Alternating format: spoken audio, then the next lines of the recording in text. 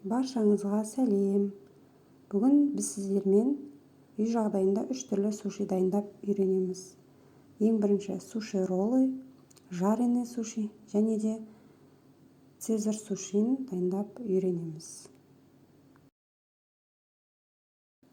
Ең алдымен бізге керекті заттар: суши нори жапырағы керек, және де піскен тауық еті, жуылған таза күріш, крабные палочки, огурцы, рисовый уксус және де творожный сыр қажет болады. Ең алдымен жуылған таза күрішімізді жақсылап 1-2 минуттай қуырып аламыз.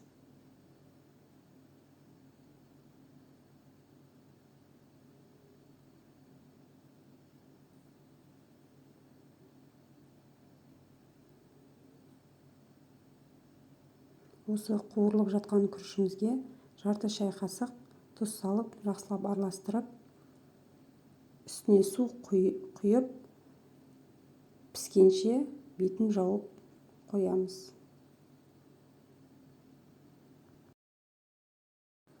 Енді осы күрішіміз піскенше біз күрішке қосатын соусымызды дайындаймыз. Ол үшін 8 қасық уксусқа 2 қасық қант салып, қантымыз ерігенше жақсылап араластырамыз.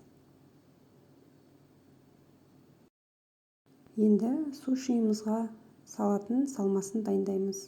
Ол үшін видеода көрсетілгендей әрбір затты ұзынша формада турап шығамыз.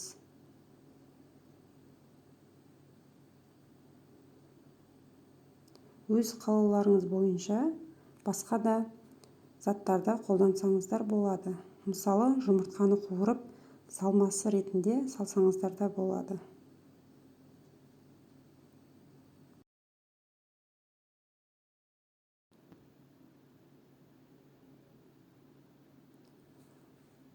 Біз жасайтын цезарь сушиінің ең басты салмасы осы тауық еті болып табылады. Ол міндетті түрде қолданылады.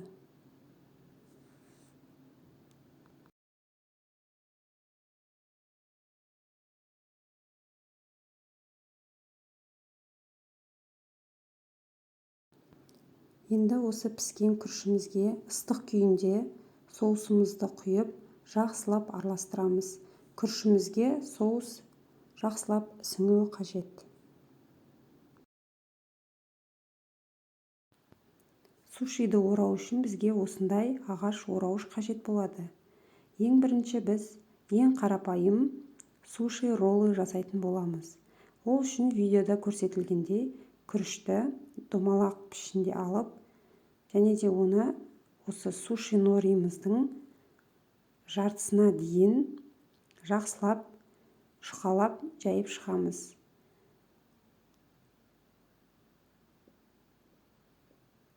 Роллымыздың күрішті жайған кезде басынан аяғына дейін екеуі теңдей болу керек. Әйтпесе роллы дұрыс оралмай қалуы мүмкін. Сондықтан күрішті теңдей қылып жайып шығуымыз қажет.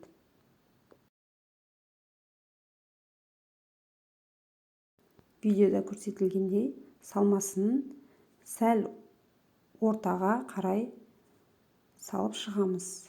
Қатты шетке салуға болмайды, себебі роллы дұрыс оралмай қалуы мүмкін. Сондықтан сәл ортаға қарай салып орап шығамыз.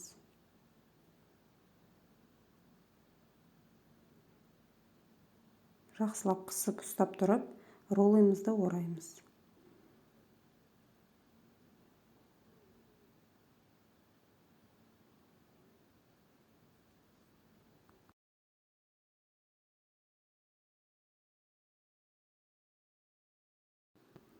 Міне бізде ең қарапайым суши роллымыз дайын. Екінші жасайтын сушиіміз ол жареный суши. Бұл сушида да күрішімізді жаңағыдай нориміздің жартысына дейін шұқалап жайып шығамыз.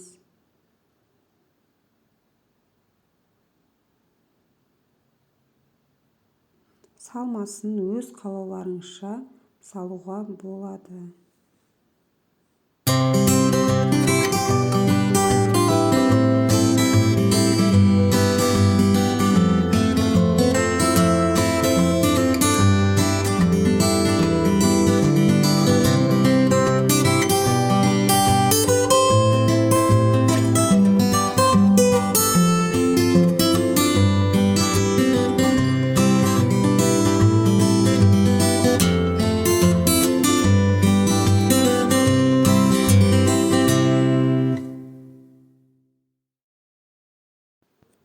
Ал енді үшінші сушиіміз цезарь сушиін дайындаймыз. Ол үшін нори жапырағын теңдей 2 бөлікке бөліп алуымыз қажет.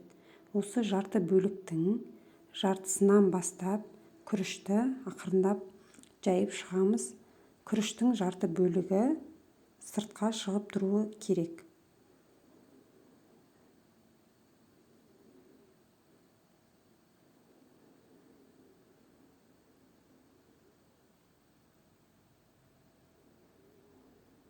Осы дайын болған күрішімізді теріс қаратып, аударып шығамыз.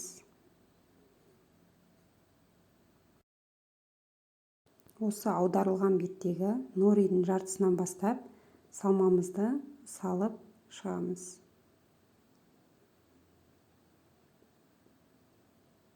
Әрбір сушиді тығыздап орауымыз қажет.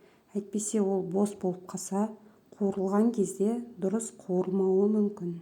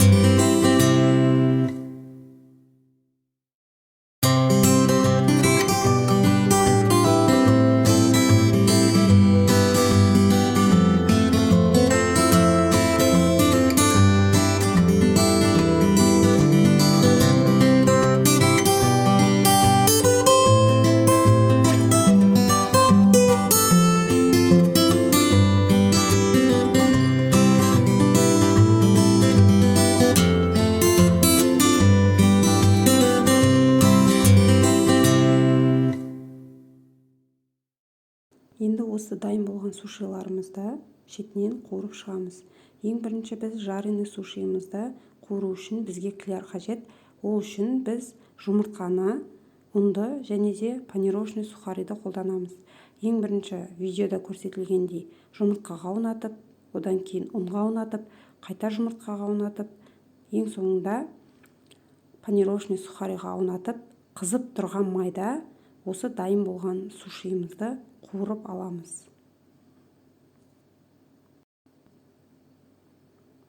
Екінші сушиімізді да дәл солай, бұл да жареный суши, дәл солай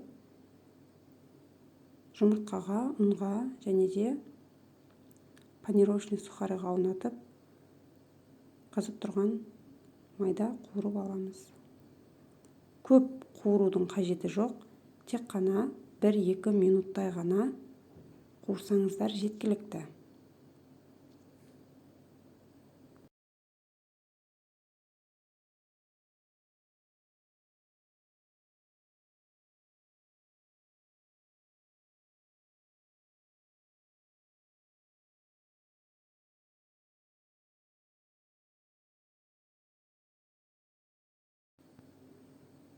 Ал енді біз цезарь сушиімізді да қуырып аламыз. Ол үшін дәл жаңағы жареный сушиға қолданылатын клярды пайдаланамыз.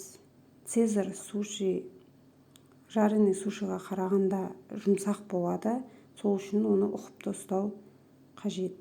Мен ол үшін шанышқыны қолдандым. Оны да қызып тұрған майда жақсылап қуырып аламыз. Көп қуырудың қажеті жоқ, тек қана 1-2 минут аударып қуырып тұру қажет.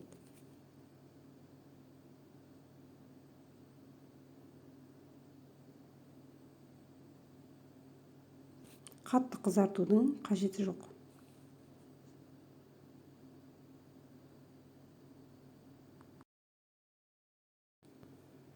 Осы дайын болған сушиларымызды жақсылап кесіп, әсемдеп дастарханға ұсынуға болады.